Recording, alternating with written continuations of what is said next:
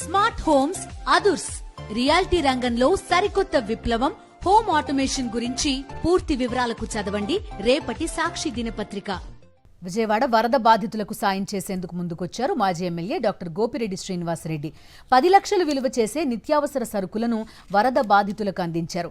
ఈ నెల 12న తన పుట్టినరోజు సందర్భంగా వేడుకలను రద్దు చేసి వరద బాధితులకు సాయం అందించాలని శ్రీనివాసరెడ్డి కార్యకర్తలకు పిలుపునిచ్చారు.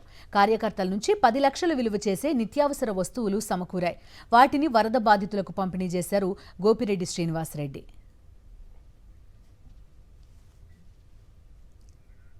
విజయవాడ వరద బాధితులకు సాయం చేసేందుకు ముందుకొచ్చారు మాజీ ఎమ్మెల్యే డాక్టర్ గోపిరెడ్డి శ్రీనివాసరెడ్డి.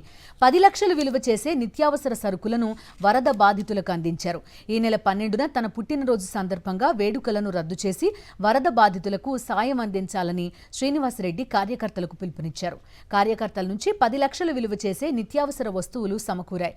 వాటిని వరద బాధితులకు పంపిణీ చేశారు గోపిరెడ్డి శ్రీనివాసరెడ్డి.